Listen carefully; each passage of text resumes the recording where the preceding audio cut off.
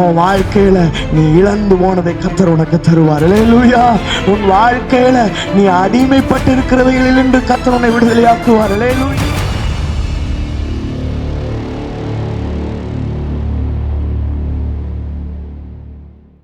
யாவரும் எடுத்து வாசிக்கலாம். எரேமியா 33வது அதிகாரத்தினுடைய 3வது வசனத்தை நாம் வாசிக்கலாம். எரேமியா 33வது அதிகாரத்தினுடைய 3வது வசனத்தை நாம் வாசிக்கலாம். என்னை நோக்கி கூப்பிடு, அப்பொழுது நான் உனக்கு உத்தரவு கொடுத்து நீ அறியாததும் உனக்கு எட்டாததுமான பெரிய காரியங்களை உனக்கு அறிவிப்பேன். அல்லேலூயா.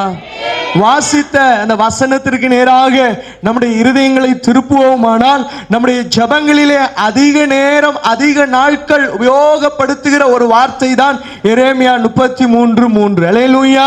நன்றாய் புரிந்து கொள்ள வேண்டும். பல நேரங்களிலே நாம் ஜெபிக்கும் போது அதிகமாய் உபயோகப்படுத்துகிற கண்ணீரோடு உபயோகப்படுத்துகிற வார்த்தைகளிலே இதுவும் ஒன்று. அவரை நோக்கி இரவும் பகலும் கூப்பிடுகிற நபர்களாய் கர்த்தர் நம்மை மாற்றி இருக்கிறார். அல்லேலூயா. ஒன்றை புரிந்து கொள்ள வேண்டும். சிறைச்சாலை முற்றத்திலே நிற்கிற எரேமியா, ஆண்டவர் எரேமியாவிடத்தில் பேசுகிறார்.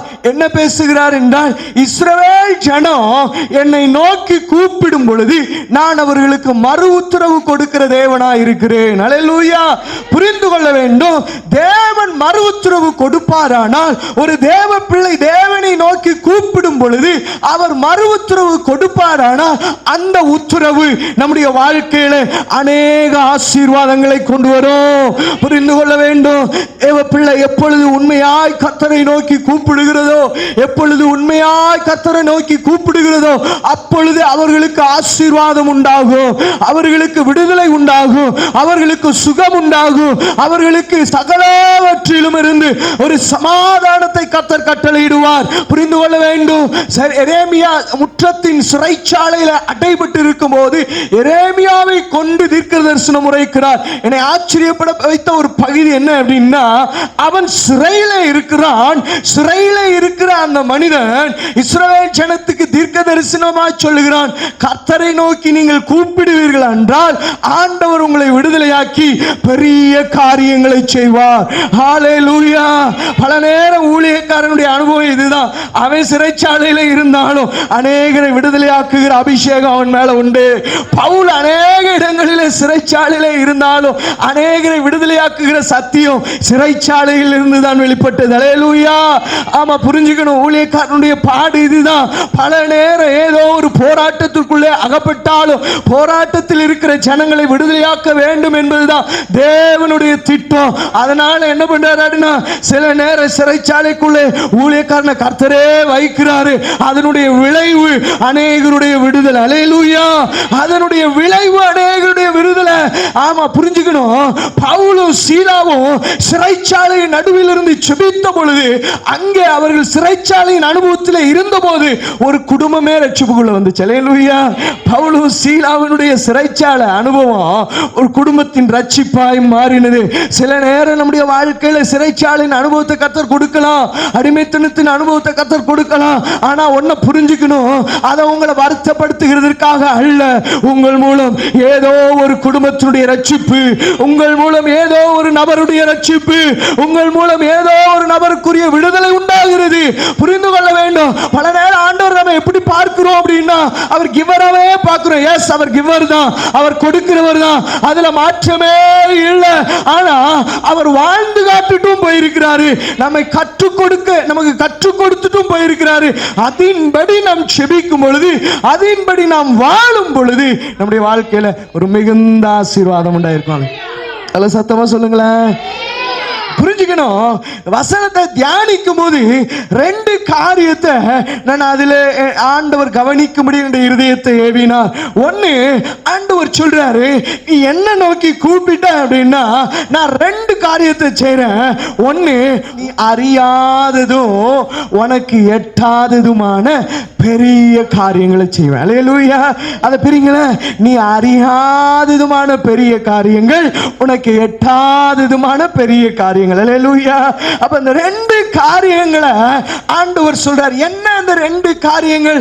எரேமியாவின் மூலம் ஜனத்திற்கு தேவன் சொன்ன அந்த வார்த்தையினுடைய முக்கியத்துவம் என்ன, அதற்கு பின்னே மறைந்திருக்கிற ரகசியம் என்ன அப்படின்னு சொல்லி கொஞ்சம் தியானிக்கும் பொழுது ஆண்டவர் அங்கே சில காரியங்களை வெளிப்படுத்தினார்.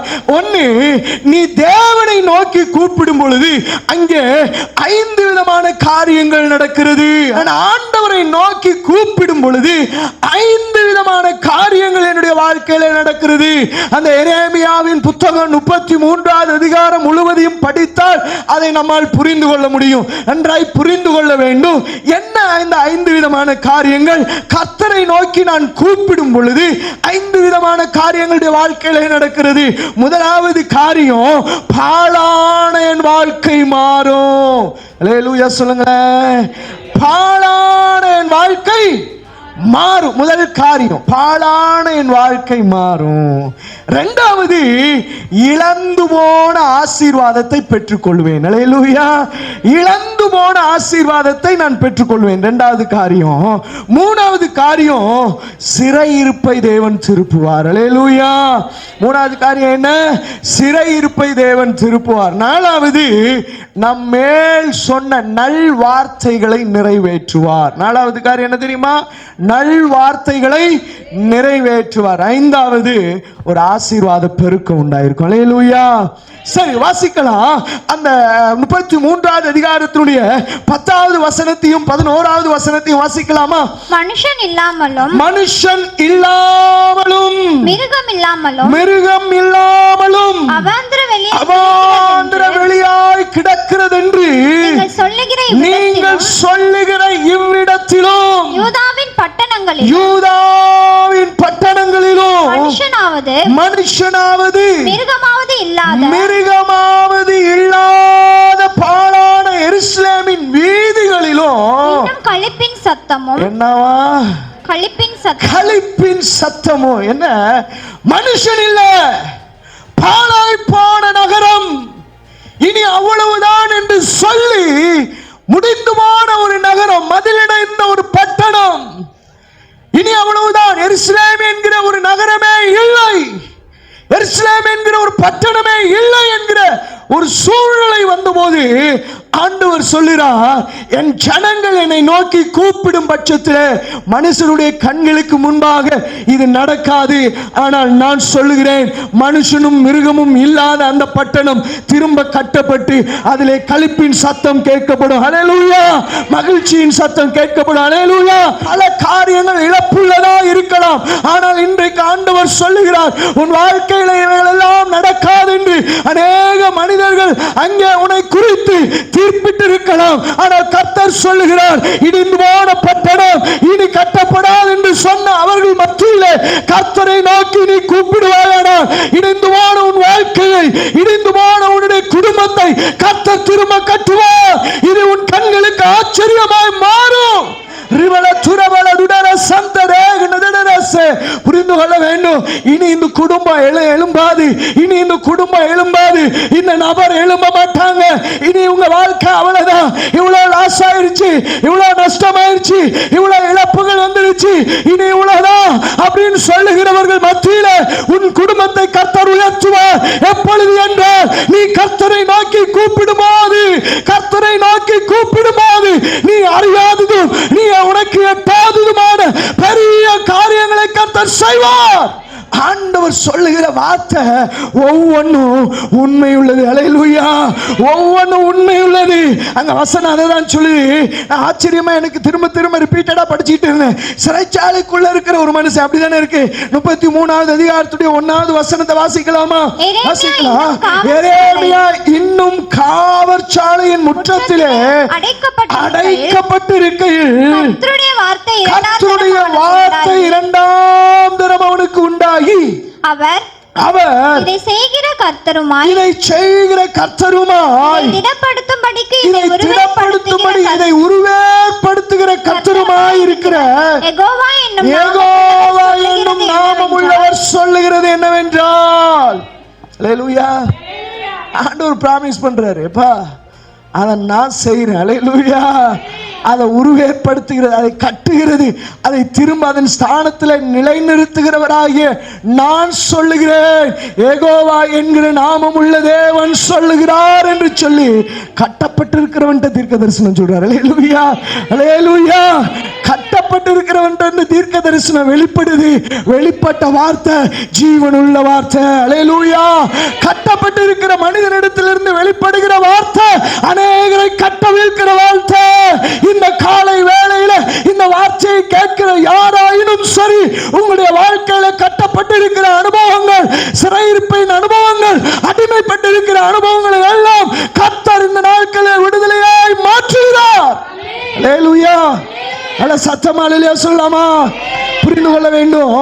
இப்ப 10-11 வாசிக்கலாமா? 11 வாசிக்கலாம்.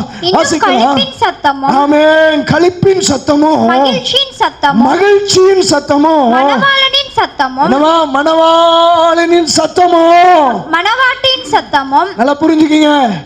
ஆவிக்குரிய வாழ்க்கை ஒரு நேரம் அப்படியே உடைஞ்சு போய் தளர்ந்து போய் டேமேஜ் ஆகி கிடக்குது அப்படின்னா, நீ ஆண்டவரை நோக்கி கூப்பிட்டினா மணவாளன் என்கிற இயேசுவின் சத்தம் உன் வாழ்க்கையில கேட்கப்படும். அல்லேலூயா.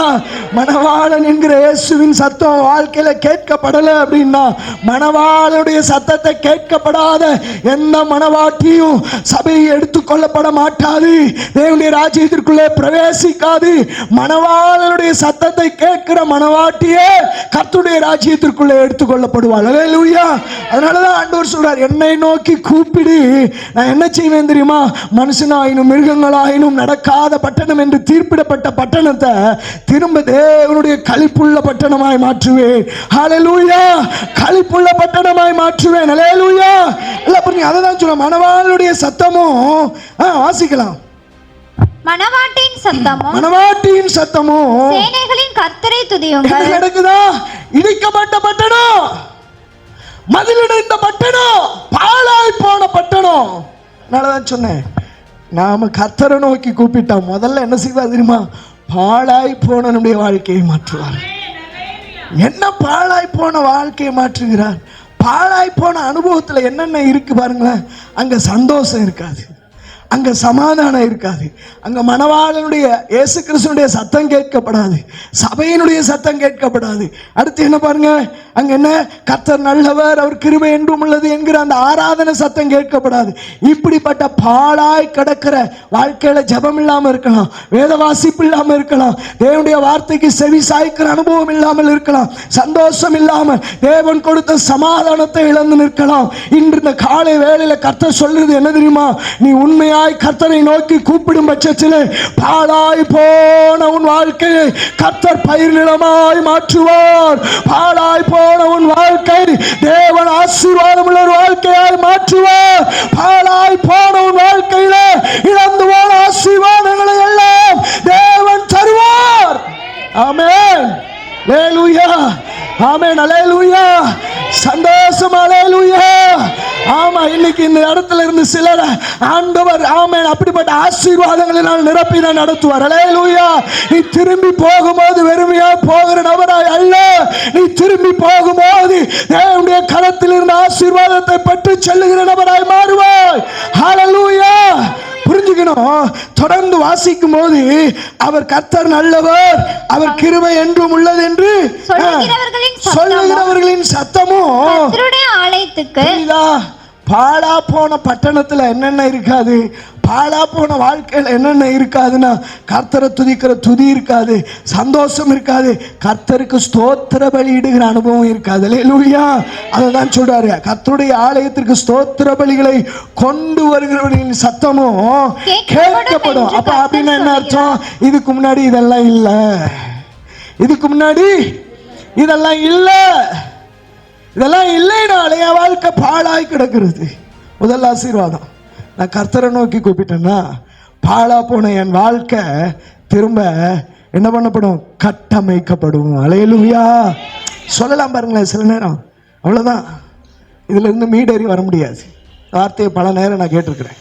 அவ்வளோதான், இதுல இருந்து இந்த நபரால அவ்வளோதான், அவ்வளோதான், இனி அவங்க வாழ்க்கை முடிஞ்சு போச்சு, தப்பான டிசிஷன் எடுத்துட்டாங்க, அவ்வளோதான் போச்சு, அவ்வளோதான் சொல்ற நபர்களுக்கு மத்தியில் கர்த்தர் சொல்றார், உன் வாழ்க்கை இனிமே தான் ஆரம்பிக்க போறேன். ஹல்லேலூயா, ஹல்லேலூயா.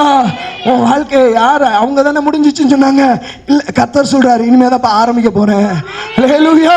உலகம் சொல்லிச்சு உன் வாழ்க்கை உன் ஓட்டம் முடிஞ்சு அவ்வளோதான், இயேசு கிறிஸ்துவை சிலுவையில் அறைந்தோன்னு உலகம் பார்த்துச்சு, அவ்வளோதான் முடிஞ்சு போச்சுன்னு நினைச்சிச்சு.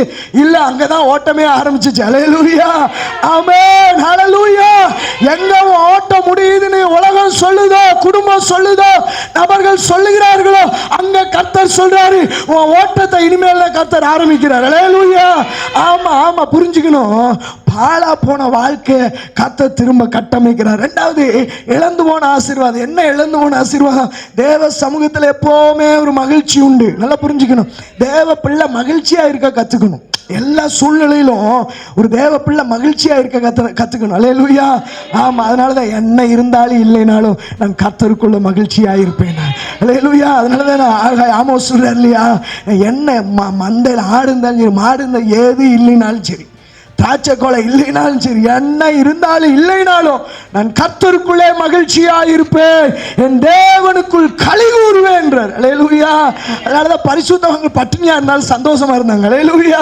ஏன்னா நம்மை நடத்துகிற கர்த்தர் நம்மை திருப்தி உள்ளவர்களாய் நடத்துவார். பட்டினியா இருந்தாலும் கர்த்தர் கூட இருக்கிறார் என்ற ஒரு அந்த நிறைவு, அந்த எண்ணம் எனக்குள்ள இருந்துச்சுன்னா, எனக்குள்ள என்ன ஒரு நாள் என்ன உண்டாகாது அப்படின்னா, கவலை உண்டாகவே உண்டாகாது.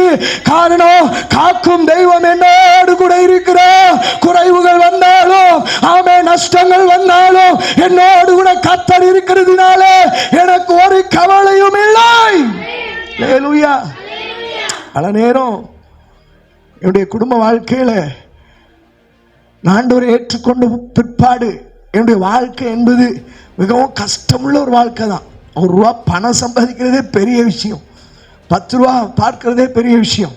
அன்னைக்கு என்னுடைய சம்பளம், வார சம்பளம் ₹500 to ₹600 இவ்வளோதான் இருக்கும். இந்த ₹500 என் குடும்பத்தை நடத்தணும். இந்த ₹500 ரெகுலர் வேலை கிடையாது. வேலை கிடைக்கும் போது செய்யணும். சில நாள் 3 நாள் இருக்கும், சில நாள் 4 நாள் இருக்கும், 1.5 வயசு இருக்கும்.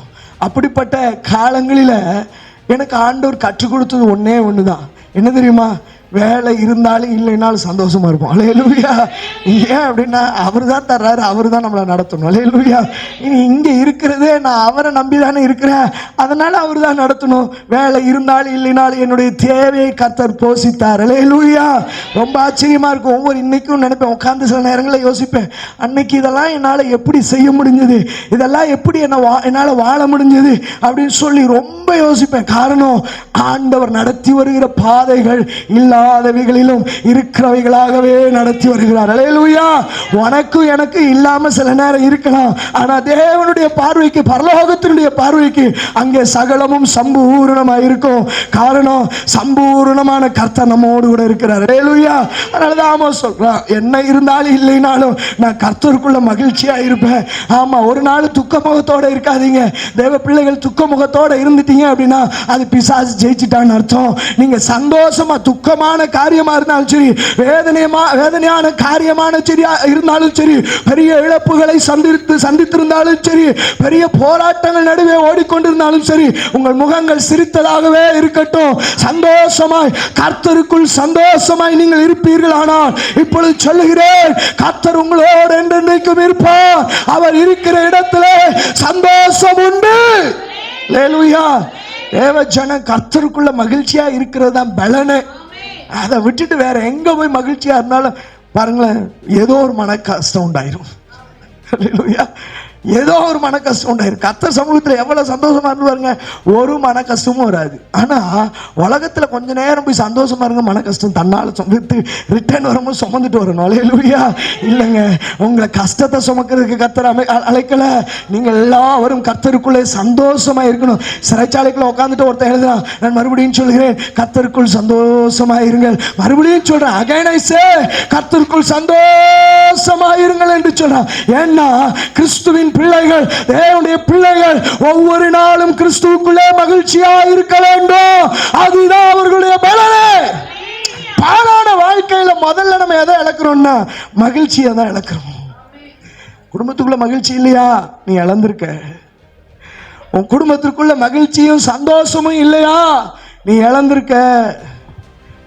நீ தேவனை நோக்கி கூப்பிடு, உன்னை திரும்ப மகிழ்ச்சிக்குள்ளே கட்டமைப்பார். அல்லேலூயா. நான் சொல்லுவேன் பிள்ளைகள்கிட்ட, குடும்பத்துக்குள்ள மகிழ்ச்சி சந்தோஷம் இல்லைன்னா அது ரொம்ப கஷ்டமானது, ரொம்ப கஷ்டமானது. மனைவிட்ட சொல்லுவேன், உனக்கு எனக்கும் சமாதானம் எப்பவும் இருக்கணும். அந்த சமாதானத்தை இழந்துட்டோம்னா பிள்ளைகளுக்குள்ளேயே அந்த சமாதான கேடு உண்டாகும், குடும்பத்திற்குள்ளே சமாதான கேடு உண்டாகும், குடும்பத்திற்குள்ளே அது ஒரு ஐக்கியமே இருக்காது, ஒரு சந்தோஷம் இருக்காது. அதனால கூடுமான வர சமாதானத்தை காத்துக்கொள்ளுகிறதுக்கு நீ இறங்கி வந்துரு, இல்லைன்னா நானும் இறங்கி வந்துடும். இதுதான் எங்களுடைய உபதேசம். அல்லேலூயா. ஆமாம், கூடுமான வர நாங்கள் அப்படி தான் வாழ்ந்துட்டு இருக்கோம். ஏன்னா நம்ம எப்போ சமாதானத்தை இழக்கிறோமோ அடுத்த நிமிஷமே சந்தோஷத்தை இழந்துருவோம். சமாதானம் எங்க இழக்கிறோம்? முதல்ல தேவன்கிட்ட இழக்கிறோம். தேவன்கிட்ட இழந்தோன்னே சந்தோஷம் ஆட்டோமேட்டிக்காக காலி. அதெல்லாம் புரிஞ்சுக்கிங்க. ஆண்டவர் சொல்றாரு, பாழான வாழ்க்கையை ஆண்டவர் ஆசீர்வாதமா மாற்றுறாரு. ரெண்டாவது, இழந்து போன ஆசீர்வாதம் என்ன தெரியுமா? இழந்து போன ஆசீர்வாதம், நீ தேவ சத்தத்தை கேட்டது, நீ சந்தோஷமா இருந்தது, அங்க கர்த்தரை துதியுங்கள் என்று சொல்லுகிற அந்த ஆர்ப்பரிப்பின் சத்தம் உனக்குள்ள இருந்தது. இதெல்லாம் தேவன் கொடுத்த ஆசீர்வாதம். இதுதான் ஆசீர்வாதம், வேற எதுவும் ஆசீர்வாதம் இல்லை. ஆமா, உலகத்தின் பொருட்கள், ஆடம்பரங்கள் இதெல்லாம் ஆசீர்வாதம் இல்லை. இதெல்லாம் வரும் போகும். நீ கிறிஸ்துவுக்குள்ள உண்மையுள்ள மனிதன்ட்ட பாருங்க, இதெல்லாம் இருக்கும் போகும். இல்லாதவனும் ஆசீர்வதிக்கப்பட்டிருப்பான். அல்லேலூயா. எது ஆசீர்வாதம்னா நீ கர்த்தரோடு இருக்கிறது ஆசீர்வாதம். சபை திரும்ப திரும்ப சொல்லும், எது ஆசீர்வாதம்னா பணம் பொருள் ஆசீர்வாதம் இல்ல, கர்த்தரோடு இருப்பதுதான் ஆசீர்வாதம். பணம் பொருள் ஆசீர்வாதம் இல்ல, தேவனோடு நீ வாழ்வதுதான் ஆசீர்வாதம். அவர் இருந்தார்னா சகலமும் சந்திக்கப்படுமே. ஹல்லேலூயா.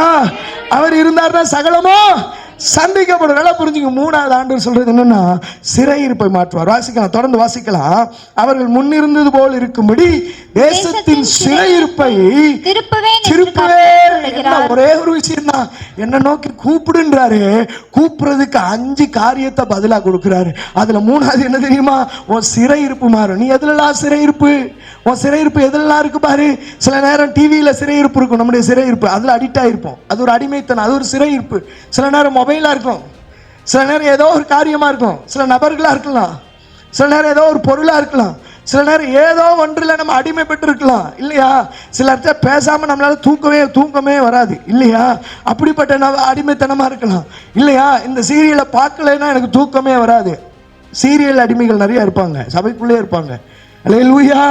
ஆவிக்குரிய வாழ்க்கையில சீரியல் அடிமைகள் ரொம்ப கொத்தடிமைகளா மாறிட்டாங்க இல்லையா? அவர்கள் இழக்கிற ஆசீர்வாதம் நிறைய. புரிஞ்சுக்கணும். இப்படி ஏதோ ஒன்றில் அடிமைப்பட்டிருக்கிற சிறையிருப்ப கர்த்தரை நோக்கி கூப்பிடுகிற பிள்ளைகளுடைய வாழ்க்கையில திருப்ப வல்லமை உள்ளவராக இருக்கிறார். அல்லேலூயா. பிசாசு இந்த சிறையிருப்பை கொடுத்து நீ பெற வேண்டிய ஆசீர்வாதங்களை தடுத்து வச்சிருக்கிறான். புரிஞ்சுக்கணும். ஆமா, நான் பல நேரம் யோசிப்பேன், மணிக்கணக்கா போன் நோன்ற நம்மளால மணிக்கணக்கா பைபிள் வாசிக்க முடியல, மணிக்கணக்கா டிவிக்கு செலவிடுகிற நம்மளால மணிக்கணக்கா ஜெபிக்க முடியல, மணிக்கணக்கா உலகத்தோடு ஸ்பெண்ட் பண்ற நம்மளால மணிக்கணக்கா தேவ சமூகத்துல உட்கார்ந்து டைம் ஸ்பெண்ட் பண்ண முடியல. ஏன் முடியலன்னா, இவைகளுக்கு நான் அடிமைப்பட்டிருக்கிறதுனாலே, சிறைப்பட்டிருக்கிறதுனாலே இதை என்னால் செய்ய முடியவில்லை. இன்று கர்த்தர் சொல்லுகிறார், யாரெல்லாம் கர்த்தரை நோக்கி உண்மையாய் கூப்பிடுகிறீர்களோ அவர்களை எல்லாம் இந்த நாளிலே கர்த்தர் சிறையிருப்பின் அனுபவத்திலிருந்து மாற்ற விரும்புகிறார். நீ கூப்பிடுவாயானால் இந்த வேளையில கர்த்தர் நீ அடிமைப்பட்டிருக்கிற சிறையிருப்பை மாற்ற வல்லமை உள்ளவர். கரங்களை தட்டி ஆண்டவரை மகிமைப்படுத்தலாமா? உன்னுடைய சிறையிருப்பை கர்த்தர் மாற்றுகிறார். கூப்பிடுகிற ஒவ்வொருடைய சிறையிருப்பையும் கர்த்தர் மாற்றுகிறார். உன்னுடைய அடிமைத்தனம் முறிக்கப்படுகிறது, உன்னுடைய சிறையிருப்பை கர்த்தர் மாற்றுகிறார். ஹல்லேலூயா. ஆமென். புரிஞ்சுக்கணும், தேவ பிள்ளை எதுக்கும் அடிமைப்படக்கூடாது. அன்பு ஒண்ணுக்கு தான் அடிமைப்படணும், வேற எதுக்கும் அடிமைப்படக்கூடாது. அதனாலதான் அன்புக்கு கடனாளிகளா இருங்களே தவிர வேற ஒன்றுக்கும் கடனாளிகளா இருந்துடாதீங்க. அல்லேலூயா. நாலாவது என்ன சொல்றாருன்னா, நமக்கு தேவன் கொடுத்த நல் வார்த்தைகளை நிறைவேற்று. நாலாவது என்ன செய்யறாரு? நல் வார்த்தைகளை எடுத்து வாசிக்கலாம். அதனுடைய 14வது வசனத்தை வாசிக்கலாமா? 14வது வசனத்தை. இதோ நாட்கள் வரும் என்று கர்த்தர் சொல்லுகிறார். அப்படின்னா கூப்பிட்ட உடனே இது நடக்கல. அல்லேலூயா. ஏன்னா இன்னைக்கு கூப்பிட்டு நாளைக்கு மறுபடியும் போய் என்ன பண்ணிடுவோம்? களத்தை நீட்டிடுவோம். நாளைக்கு மறுபடியும் போய் என்ன பண்ணிடுவோம்? ஆமா, நான் உனக்கு அடிமை என்று சொல்லி மறுபடியும் மொபைல் கிட்ட போய் கழுத்தை வா இல்லையா? தொடர்ந்து கூப்பிட்டுட்டே இரு. நீ கூப்பிட்டுட்டே இருக்க ஆண்டவர் சொல்றார், ஒரு நாள் வரும். days are coming. ஒரு நாள் வரும், நாட்கள் வரும். நாட்கள் வரும் பொழுது என்ன பண்ணப்படும் தெரியுமா? வாசிக்கலாம். அப்பொழுது நான் இஸ்ரவேலின் குடும்பத்துக்கும் இதோ நாட்கள் வரும் என்று கர்த்தர் சொல்லுகிறார். அப்பொழுது இஸ்ரவேல் குடும்பத்துக்கும் யூதாவின் குடும்பத்திற்கும் சொன்ன நல்வார்த்தைகள் வாயிலிருந்து ஒரு நல்வார்த்தையிலும் வராம இருக்கவே இருக்காது. அவருடைய வாயிலிருந்து நம்முடைய வாழ்க்கைக்கு தேவையான எல்லா நல்வார்த்தைகளும் வந்திருக்கிறது. அந்த நல்வார்த்தைகள் எல்லாம் நிறைவேறும். தொடர்ந்து நீ கூப்பிட்டு கொண்டே இருப்பாயானால், இடைவிடாமல் சபை அழைக்கும் போது, இடைவிடாமல் நீ அழைக்கும் போது, குடும்பமாய் அழைக்கும் போது, உன்மேல் கர்த்தர் சொன்ன நல்வார்த்தைகளை எல்லாம் நிறைவேற்றுவார். அல்லேலூயா. வேதத்துல சொல்லப்படுற நல்வார்த்தைகள் எல்லாம் உன் மேல நிறைவேறணும்னா நீ இடைவிடாமல் கர்த்தரை நோக்கி கூப்பிடணும். அல்லேலூயா. அதை தான் சொல்றாரு, நீ அறியாததும் உனக்கு எட்டவே எட்டாதுன்னு சொன்ன காரியங்களை எல்லாம் உனக்காக கர்த்தர் செய்வார். அல்லேலூயா. உனக்காக கர்த்தர் செய்வார். அதுக்கு நீ செய்ய வேண்டியது ஒன்னே ஒண்ணுதான், நீ இடைவிடாமல் கர்த்தரை நோக்கி கூப்பிடணும். அல்லேலூயா. ஆமா. அஞ்சாவது என்ன நடக்குது தெரியுமா? ஆசீர்வாத பெருக்கம். என்ன தெரியுமா? 33வது அதிகாரம் 22வது வசனத்தை வாசிங்க. வானத்து நட்சத்திரங்கள் எண்ணப்படாததும். எரேமியா 33வது அதிகாரம் 22வது வசனம் வாசிங்க மறுபடியும். வானத்து நட்சத்திரங்கள் எண்ணப்படாததும் கடற்கரை மணல் அளக்கப்படாததுமாய் இருக்கிறது போல நான் என் தாசனாகிய தாவீதின் சந்ததியையும் எனக்கு ஊழியம் செய்கிற லேவியரையும் வர்ச்சிக்க பண்ணுவேன் என்று கர்த்தர் சொல்கிறார். ஆசீர்வாத பெருக்கம் உண்டாகும். அல்லேலூயா. கடைசியா நீ கூப்பிடுறதுனால கடைசியா உண்டாகிறது என்ன தெரியுமா? உனக்குள்ள ஒரு பெருக்கம் உண்டாயிருக்கும். அல்லேலூயா. உன்னுடைய பொருட்களில, நீ கையிட்டு செய்கிற வேலைகளில ஒரு பெருக்கம் உண்டாயிருக்கும். உன்னை சிநேகிக்கிறவர்கள் கூட்டத்தில் ஒரு பெருக்கம் உண்டாயிருக்கும். உனக்காய் நன்மை தேடுகிற ஒரு கூட்டம், ஒரு பெருக்கம் உண்டாயிருக்கும். உன்னுடைய ஆவிக்குரிய வாழ்க்கையில ஒரு பெருக்கம் உண்டாயிருக்கும். ஒரு மிகுந்த ஆசீர்வாத பெருக்கம் உண்டாயிருக்கும். காரணம், நீ கர்த்தரை நோக்கி கூப்பிடும் போது கர்த்தர் இவைகளை செய்வார். அல்லேலூயா. நீ அவரை நோக்கி கூப்பிடணும். அல்லேலூயா. நீ அவரை நோக்கி. ஆமா. ஏசாயா 51வது அதிகாரத்தினுடைய 2-3 வாசிங்களே. ஏசாயா 51வது அதிகாரத்தினுடைய 2-3 வாசிங்களே. உங்கள் தகப்பனாகிய ஆபிரகாமையும் உங்களை பெற்ற சாராளையும் நோக்கி பாருங்கள். பாருங்கப்பா. அவன் ஒருவனாய் இருக்கையில் நான் அவனை அழைத்து அவனை ஆசீர்வதித்து அவனை பெருக பண்ணினேன். கர்த்தர் சீயோனுக்கு ஆறுதல் செய்வார். கர்த்தர் சீயோனுக்கு ஆறுதல் செய்வார். அவர் அதன் பாழான ஸ்தலங்களை எல்லாம் தேறுதலடைய செய்து அதன் வனாந்திரத்தை ஏதேனை போலவும் கர்த்தருடைய தோட்டத்தை போலவும் ஆக்குவார். சந்தோஷமும் மகிழ்ச்சியும் துதியும் கீத சத்தமும் அதில் உண்டாயிருக்கும். அல்லேலூயா. ஆண்டவர் என்ன சொல்றார் பாருங்களேன். ஆபிரகாம் ஒருவனாய் இருக்கையில் நான் அவனை அழைச்சேன். எனக்கு ஆச்சரியமா இருந்தது அந்த வார்த்தையை வாசிக்கும் பொழுது. அவன் ஒருவனா இல்லையே, குடும்பமாய் தானே இருந்தான். அல்லேலூயா. இந்த வசனம் அப்படிதான் சொல்லுது. அவன் தகப்பனோடு தன்னை தகப்பனாகிய தேராகோடு ஆரானில குடியிருக்கும் போது கர்த்தர் ஆபிரகாமை அழைத்தார். அப்படிதான் வேதத்துல இருக்கு. ஆனா ஆண்டவர் சொல்றாரு, அவன் ஒருவனாய் இருக்கு. ஏன் ஒருவனாய் இருக்கையில்? நான் சொல்றது உங்களுக்கு புரியுதா? அவன் குடும்பத்தோடு இருக்கும்போது, அவன் குடும்பத்தோடு இருக்கையில் அவனை மட்டும் நான் அழைத்தேன், அப்படிதானே சொல்ல முடியும். ஆனா ஆண்டவர் சொல்றார், அவன் ஒருவனாய் இருக்கையில். அல்லேலூயா. நான் அதை கொஞ்சம் திருப்பி பார்க்கும்போது எனக்கு தெரிஞ்சது, நான் என்னுடைய ஆவியில எனக்கு தேவன் கொடுத்த வார்த்தை என்ன அப்படின்னா, அந்த குடும்பமே எப்படிப்பட்ட குடும்பம்? ஆமா. தேவன் அறிவிருக்கிற காரியத்தை செய்கிற குடும்பத்தில் இருந்து இவன் மட்டும் ஏன் விசேஷித்திருந்தான்? அல்லேலூயா.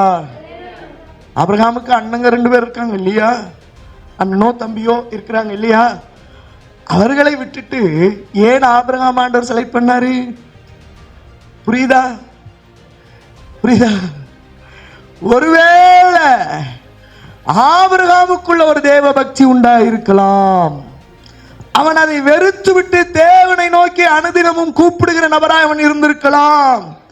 ஏன் இதை சொல்றேன்னா, ஆபிரகாமுடைய காலம் வரைக்கும், அவனுடைய வாலிப வயது வரைக்கும் யார் இருந்தார்னா நோவா இருந்தார். நோவா அவனுடைய பாதப்படியிலிருந்து நிறைய காரியங்களை ஆபிரகாம் கேட்டு தெரிஞ்சுக்கிட்டே இருந்திருக்கலாம் இல்லையா? அல்லேலூயா. நல்லா புரிஞ்சு, ஒருவேளை ஆபிரகாம் தேவனை எப்படியாவது தரிசிக்க வேண்டும், தேவ சத்தத்தை கேட்க வேண்டும் என்கிற அந்த ஒரு வாழ்க்கையை அவன் தொடர்ந்து வாழ்ந்து கொண்டே இருந்திருக்கலாம்.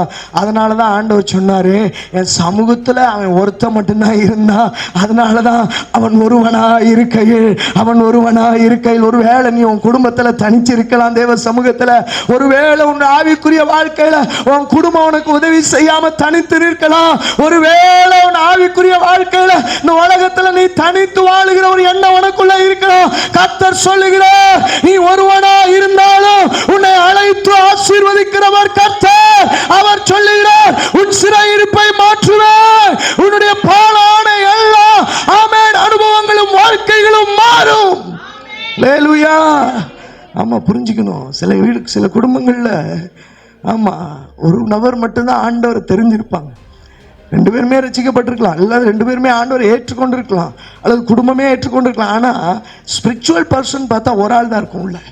அது ரொம்ப கஷ்டம். அந்த போராட்டத்தை எதிர்கொண்டு வர்றது தான் ஆசீர்வாதம். அல்லேலூயா. பாருங்களேன், நம்மளை ஆண்டவர் இன்னும் கைவிடலைன்றதுக்கு அது ஒன்று அடையாளம். புரிஞ்சுக்கணும். குடும்பத்தில் நம்ம ஒரு ஆள் ஸ்பிரிச்சுவல் பர்சனாக இருப்போம், இன்னொரு ஆள் ஆப்போசிட்டாக இருப்பாங்க. அந்த ஆப்போசிட்டாக இருக்கிற ஆள் நமக்கு எப்போவுமே எப்படி இருப்பாங்க தெரியுமா? முள்ளு மாதிரியே இருப்பாங்க. அல்லேலூயா, அல்லேலூயா. எப்படி இருப்பாங்க தெரியுமா? முள்ளு மாதிரியே இருப்பாங்க. அல்லேலூயா. நல்லா புரிஞ்சுங்க, முள்ளுகளுக்குள்ள இருக்கிற லீலி புஷ்பம் தான் வாசனையை கொடுக்கும். அல்லேலூயா. முள்ளுகளுக்குள்ள இருக்கிற லீலி புஷ்பம் தான் வாசனையை கொடுக்கும். அப்பதான் நேசர் வருவார். நேசர் வரும்போது தோட்டத்தின் நடுவே லீலி புஷ்பத்தின் வாசனை வெளிப்படணும் அப்படின்னா சில நேரம் கர்த்தர் முள்ளுகளை கொடுப்பார். அந்த முள்ளுள்ள வாழ்க்கையும் கர்த்தர் மாற்ற விரும்புகிறார். அந்த வாழ்க்கைக்கு நேராக உன்னை மாற்ற ஆண்டவர் விரும்புகிறபடினால இப்பொழுது இரவும் பகலும் கர்த்தரை நோக்கி நீ கூப்பிடுவாயானால் உன்னுடைய தனிமையான ஆவிக்குரிய வாழ்க்கையை கர்த்தர் மாற்றுவார். அல்லேலூயா. பல நேரம் நீ நினைக்கல, நான் நினைச்சிருக்கிறேன். பல நேரம் என் குடும்பம் எல்லாம் என் கூட வந்து ஆராதிக்காதா, எனக்கு தெரியும் என் ஏக்கங்களை கர்த்தர் நிறைவேற்றுவார். அல்லேலூயா. ஆனா ஒண்ணு புரிஞ்சுக்கிங்க, அந்த ஒரு ஸ்பிரிச்சுவல் பர்சன் முதல் தலைமுறை ஆண்டவரை ஏற்றுக்கொண்டு உள்ளே வரும் பொழுது மிகுந்த பாடுகளுக்குள்ளதான் வரும், மிகுந்த உபத்திரவங்களுக்குள்ளதான் வரும், மிகுந்த போராட்டங்கள் நடுவே தான் கடந்து வரும். ஏன்னா வேற வழி இல்லை. முட்களுக்குள்ள நீ மலர்ந்தாதான் வாசனையை வீச முடியும். அல்லேலூயா. அதனாலதான் முள்முடியை அவர் சுமந்தார். ஏன்னா அவர் வாசனை வீசுகிற மலராய் மாறினார். அல்லேலூயா. அந்த ரத்தம் பாருங்களேன், அவர் முற்கிரீடம் வைக்கப்பட்டதனால் வழிந்து ஓடின ரத்தம் இன்றும் இன்றைக்கு நாம் என்ன பண்ணியிருக்கோம் அப்படின்னா தேவ சமூகத்தில் அவரை துதிக்கிற நபர்களாய் மாற்றி இருக்கிறது. அந்த ரத்தம், அந்த முற்களினால் ஏற்பட்ட அந்த அனுபவம் உங்களையும் என்னையும் துதிக்கிற நபர்களாய் மாற்றினது. அதுதான் வாசனை வீசுகிற அனுபவம். அல்லேலூயா. ஒன்னு புரிஞ்சுக்கணும், என் வாழ்க்கையில ஆண்டவரை நோக்கி கூப்பிடும் போது நான் என் வாழ்க்கையில சில நேரம் தனிமைப்பட்டு இருந்தாலும் என் வாழ்க்கையின் சிறையிருப்புகளை கர்த்தர் மாற்றுகிற நாட்களை கணக்கிட சொல்றார். அல்லேலூயா. எழுதி வச்சுக்கன்னு சொல்றார். ஒவ்வொரு நாளும் எண்ணிக்கிட்டே இரு. ஆண்டவர் சொல்லுகிறார், உன் வாழ்க்கையிலே நடக்கிற காரியங்கள் எல்லாவற்றிற்கும் நிச்சயமாக முடிவு உண்டு. அந்த முடிவின் நாட்களை நீ எண்ணிக்கொண்டே இரு. ஸ்பிரிச்சுவல் பர்சனா இருக்கிறியா? உன் குடும்பத்துல நீ மட்டும்தான் ஆவிக்குரிய மனுஷனா இருக்கியா? ஆவிக்குரிய மகளா இருக்கியா? உன் குடும்பத்தை ஆவிக்குரிய நபர்களாய் மாற்ற போகிறார் கர்த்தர். அல்லேலூயா. ஆமா, இதை எண்ணி வச்சுக்க, காலம் வருது. அதுதான் சொல்றார், நாட்கள் வரும் என்று கர்த்தர் சொல்லுகிறார். The days are coming. எதுக்காக அந்த நாட்கள் வருதுன்னா என் பிள்ளைகளுக்கான ஆசீர்வாதத்தை அந்த நாட்கள் கொண்டு வருகிறது, சுமந்து கொண்டு வருகிறது. ஆண்டவர் சொல்லுகிறார், உங்களுக்கான நாட்களை கர்த்தர் கொண்டு வருகிறார். அந்த நாட்கள் வெறுமையாய் வராமல் நீங்கள் எதிர்பார்த்திருக்கும் முடிவை கர்த்தர் கொண்டு வரும்படியாக செய்கிறார். ஹல்லேலூயா. ஆமென். புரிஞ்சுக்கணும், சிறையிருப்பை மாற்றுகிற தேவன். அல்லேலூயா. பாழான வாழ்க்கையை மாற்றுகிற தேவன். அல்லேலூயா. இழந்து போன ஆசீர்வாதங்களை திரும்ப தருகிற தேவன். அல்லேலூயா.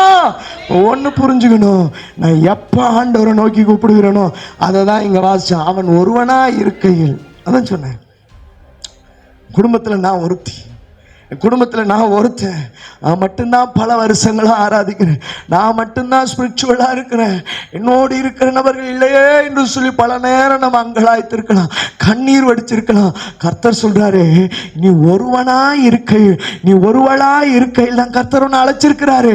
ஆகையினால கவலைப்படாத, கூடிய சீக்கிரத்துல இவைகள் எல்லாம் மாறிவிடும், இவைகள் எல்லாம் மாறிவிடும்.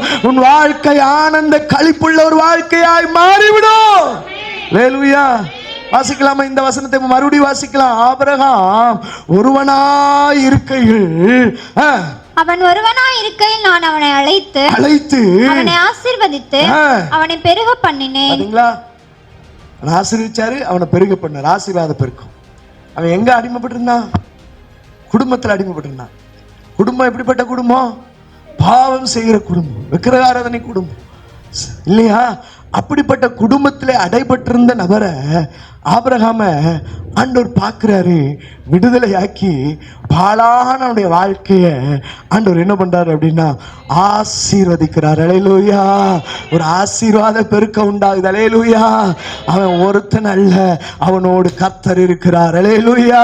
இன்றைக்கு நீங்களும் நானும் ஒருவர் அல்ல, தனித்து நிற்கிற நபர் அல்ல, கர்த்தர் நம்மோடு கூட இருக்கிறார். அல்லேலூயா சொல்லலாமா? ஆமென். ஹல்லேலூயா. ஆமென். எடுத்து வாசிக்கலாம். எசேக்கியேலின் புத்தகம் 36வது அதிகாரத்தினுடைய 36 37 வாசிக்கலாமா? 36வது அதிகாரத்துடைய 36 37 வாசிக்கலாமா? கர்த்தராகிய நான் நிர்மூலமானவைகளை கட்டுகிறேன் என்றும் பாழானதை பயிர் நிலமாக்குகிறேன் என்றும் அப்பொழுது உங்களை சுற்றிலும் உள்ள மீதியான ஜாதிகள் அறிந்து கொள்வார்கள். கர்த்தராகிய நான் இதை சொன்னேன், இதை செய்வேன். ஆமென். அல்லேலூயா. வாசிக்கலாம் தொடர்ந்து. கர்த்தராகிய ஆண்டவர் சொல்லுகிறது என்னவென்றால், இஸ்ரவேல் வம்சத்தாருக்காக நான் அனுக்கிரகம் செய்யும்படி அவர்கள் என்னிடத்தில் விண்ணப்பம் பண்ணவேன். ஆண்டவரே சொல்றாரு, நான் இதெல்லாம் செய்யணும்னா நீ என்னை நோக்கி கூப்பிடணும். அல்லேலூயா. பாழான பட்டணம் கட்டப்படணும்னா, பாழான நிலம் பயிரிடப்படணும் அப்படின்னா நீ என்ன பண்ணணும்? உன் வாழ்க்கை இவ்வளோ பாழா போன வாழ்க்கை மாறணும்னு நீ நினைச்சின்னா நீ என்ன பண்ணணும்னா கர்த்தரை நோக்கி கூப்பிடணும். அல்லேலூயா. பாருங்களேன், ஆண்டவர் எவ்வளோ எவ்வளோ நல்லவர்ன்றத நீங்க ருசிச்சு பார்க்கணுங்க. ஒவ்வொரு விஷயத்திலையும் ருசிச்சு பாருங்க. நிறைய ருசிச்சு பார்த்துருக்கலாம், இன்னும் ருசிச்சு பாருங்கன்னு சொல்றேன். அல்லேலூயா. ஏன்னா நீங்க கூப்பிடும்போது அவரே சொல்றாரு, நீ கூப்பிட மாட்டேன்னு எனக்கு தெரியும், ஆனா நானே சொல்றேன், நீ என்னை நோக்கி விண்ணப்பம் பண்ணினா நான் இதெல்லாம் செய்வேன் பான்றார். அல்லேலூயா. அல்லேலூயா. நீ என்னை நோக்கி எப்பொழுது கூப்பிடுகிறாயோ அப்பொழுது உனக்கு ஆசீர்வாதம் உண்டாயிருக்கும். அல்லேலூயா. ஒன்னு புரிஞ்சுக்கணும். ஆண்டவர் சொல்றாரு, சங்கீதம் 145:18 வாசிக்கும் பொழுது, சங்கீதம் 145:18 வாசிக்கும் பொழுது வாசிக்கலாமா? வாசிக்கலாம். ஆண்டவரே சொல்றாரு எசேக்கியேல்ல 36-37 அவர்கள் என்னை நோக்கி விண்ணப்பம் பண்ணாங்கன்னா நான் அனுக்கிரகம் செய்வேன்பா அப்படின்னு சொல்றாரு. சங்கீதத்துல சொல்றாரு, தம்மை நோக்கி கூப்பிடுகிற யாவருக்கும் உண்மையாய் தம்மை நோக்கி கூப்பிடுங்க. 2 கேஸ் இருக்கு. எப்போ ஒன்று கூப்பிட்டுட்டே இருக்கும், சும்மா அவள் டைம் கிடைக்கும் போது கூப்பிடும் இல்லையா? ஆனா அது இல்லை. ஆண்டவர் சொல்றாரு, உண்மை, அதுக்கும் நான் பதில் கொடுப்பேன். உண்மையாய் தம்மை நோக்கி கூப்பிடுகிற யாவருக்கும் கர்த்தர் சமீபமாய் இருக்கிறார். அல்லேலூயா. நீங்கள் இரவும் பகலும் சில நேரம் சும்மா கூட கூப்பிட்டுருக்கலாம், ஆனால் அந்த கூப்பிடுதலுக்கும் கர்த்தர் சமீபமாய் இருந்திருக்கிறார். உங்களுடைய வாழ்க்கையில ஆண்டவர் விண்ணப்பம் பண்ண சொல்லுகிறதுக்கு காரணம் இதுதான். நீங்க விண்ணப்பம் பண்ணும் போது கர்த்தர் உங்கள் சமீபமாய் வந்து விடுகிறார். அல்லேலூயா. அவர் வந்துட்டார்னா ஆசீர்வாதம். இப்ப வாசி பாருங்களேன். எசேக்கியேல் 36வது அதிகாரத்தினுடைய 33 36 வரைக்கும் வாசிங்களேன். கர்த்தராகிய ஆண்டவர் நல்லா கவனிக்கணும். 37வது வசனத்தினுடைய ஆன்சர் தான் இது. ஆண்டவர் சொல்றாரு, ஜனத்தை என்ன நோக்கி விண்ணப்பம் பண்ண சொல்லுப்பா, நான் அனுக்கிரகம் பண்றேன்னு சொல்றாரு. அந்த அனுக்கிரகம் எப்படிப்பட்டது அப்படின்றதான் 33 36 வரைக்கும் வாசிக்கலாம். கர்த்தராகிய ஆண்டவர் சொல்லுகிறது என்னவென்றால், நான் உங்கள் அக்கிரமங்களை எல்லாம் நீக்கி உங்களை சுத்தமாக்கும்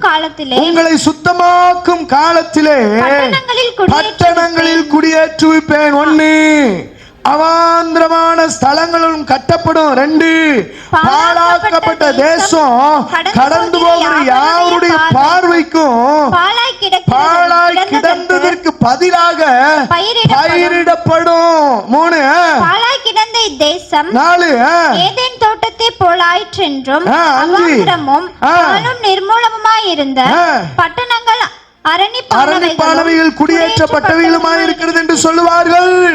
கர்த்தராகிய நான் நிர்மூலமானவைகளை கட்டுகிறேன் என்றும் பாழானதை பயிர் நிலமாக்குகிறேன் என்றும் அப்பொழுது உங்களை சுற்றிலும் உள்ள மீதியான ஜாதிகள் அறிந்து கொள்வார்கள். அல்லேலூயா. நீங்க இரவும் பகலும் கர்த்தரை நோக்கி கூப்பிடுகிற விளைவு என்ன தெரியுமா? உன் தேசம், உன் வாழ்க்கை, உன் குடும்பம், உன்னுடைய சூழ்நிலை எப்படி இருந்தாலும் பரவாயில்ல, சபிக்கப்பட்ட சூழ்நிலையா இருந்தாலும் பரவாயில்ல, சாபத்தை சுமந்து கொண்டிருக்கிற சூழ்நிலையா இருந்தாலும் பரவாயில்ல, பழிய சுமந்துட்டு இருந்தாலும் பரவாயில்ல, அவமானங்களை சுமந்துட்டு இருந்தாலும் பரவாயில்ல, எல்லாவற்றையும் கர்த்தர் மாற்றுவார். எல்லாவற்றையும் கர்த்தர் மாற்றுவார். நீ எப்பொழுது கர்த்தரை நோக்கி கூப்பிடுகிறாயோ, நீ எப்பொழுது கர்த்தரை நோக்கி வேண்டிக் கொள்ளுகிறாயோ, உன் வாழ்க்கை எப்பேற்பட்ட சூழ்நிலையிலும் எப்பேற்பட்ட இக்கட்டுகளில் இருந்தாலும் அவைகளை எல்லாம் கர்த்தர் மாற்றுவார். ஆமென் சொல்லுங்களேன். ஒன்னு யோசிச்சு பாருங்களேன். இஸ்ரவேல் ஜனம் 430 வருஷம் அடிமைப்பட்டிருந்துச்சு. இரவும் பகலும் கர்த்தரை நோக்கி கூக்குரலிட்டுக்கிட்டே இருந்துச்சு. ஆண்டவர் பார்த்தாரு, கூப்பிடுகிற ஜனத்தை கர்த்தர் இறங்கி விடுதலையாக்கினார். அல்லேலூயா. விடுதலையாக்கினது மாத்திரம் அவர்களை பெருக பண்ணினார். அவர்கள் இழந்து போன ஆசீர்வாதங்களை கொடுத்தார். கானான் என்கிற சுதந்திர பூமி கொண்டு போய் நிலைநிறுத்தினார். அல்லேலூயா. இன்றைக்கு ஆண்டவர் அதை தான் சொல்றார். இப்படிப்பட்ட ஆசீர்வாதங்களை அவர்களுக்கு மட்டுமல்ல, உங்களுக்கும் கொடுக்க அவர் வல்லமை உள்ளவர். கூப்பிடுகிற, உண்மையாக கூப்பிடுகிற பிள்ளைகளுக்கு கொடுக்க அவர் வல்லமை உள்ளவர். இன்று இந்த வேளையில கர்த்தரை நோக்கி உண்மையாய் நீ கூப்பிடும் பட்சத்தில் உன் வாழ்க்கையில, ஆமென், உன் வாழ்க்கையில சாபத்தை சுமந்து கொண்டிருக்கிற உன் வாழ்க்கையில, அடிமைப்பட்டு இருக்கிற உன் வாழ்க்கையில, ஆமென், மகிழ்ச்சியே இல்லாமல் வாழ்ந்து கொண்டிருக்கிற உன் வாழ்க்கையில, கட்டப்பட்டு இருக்கிற உன் வாழ்க்கையில, அவமானத்தை சுமந்து கொண்டிருக்கிற உன் வாழ்க்கையில தேவன் மகிழ்ச்சியை கட்டளையிடுவார், சந்தோஷத்தை கட்டளையிடுவார். ஆமென், ஆமென். ஆதியில் இருந்தது போல நீ கட்டப்படுவாய், கட்டப்படுவாய், கட்டப்படுவாய். ஹல்லேலூயா. புரிஞ்சுக்கிங்க. நம்முடைய ஆண்டவர் சாதாரணமானவர் அல்ல. அல்லேலூயா. ஆமென். அவர் சர்வ வல்லமை உள்ள தேவன். அல்லேலூயா. ஆபிரகாம் போய் நிற்கிறான், ஆண்டவரை பார்க்கிறான். உடனே ஆண்டவர் சொல்றார், நான் சர்வ வல்லமை உள்ள தேவன். அல்லேலூயா. என்னால் செய்யக்கூடாத காரியம் ஒன்று உண்டோ அப்படின்னு கேட்கிற ஆண்டவர் சொல்றாரு, உன் வாழ்க்கையில நீ இழந்து போனதை கர்த்தர் உனக்கு தருவார். அல்லேலூயா. உன் வாழ்க்கையில நீ அடிமைப்பட்டு இருக்கிறவைகளில் என்று கர்த்தர் உன்னை விடுதலையாக்குவார். அல்லேலூயா. உன் வாழ்க்கையில நீ இழந்து போன சந்தோஷத்தை கர்த்தர் திரும்ப உன்னுடைய வாழ்க்கையில கட்டளையிடுவார். அல்லேலூயா. உன் வாழ்க்கையில தேவன் திரும்ப உன்னோடு கூட உறவாடுவார். ஹல்லேலூயா. ஆமென். நல்லா புரிஞ்சுக்கணும். உண்மையாய் தம்மை நோக்கி கூப்பிடுகிற யாவருக்கும் நம்முடைய தேவன் சமீபமாய் இருக்கிறார். நீ உண்மையா கர்த்தரை கூப்பிட்டுட்டா போதும். ஆமென். நீ உண்மையா கர்த்தரை கூப்பிட்டுட்டா போதும். கண்ணீரோடு நீ கூப்பிட்டுட்டா போதும். இரவும் பகலும் தொடர்ந்து கூப்பிட்டுட்டா போதும். உன் வாழ்க்கையில பாழான அனுபவங்கள் மாறும். ஆமென். இழந்து போன ஆசீர்வாதங்களை கர்த்தர் கட்டளையிடுவார். சிறையிருப்பை மாற்றுவார். ஆமென். ஒரு பெருக்கம் உண்டாகும். ஆமென். ஒரு பெருக்கம் உண்டாகும்.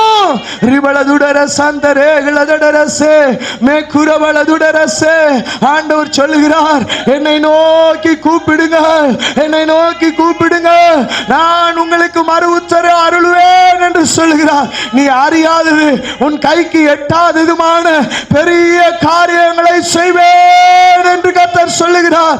ஆமென்.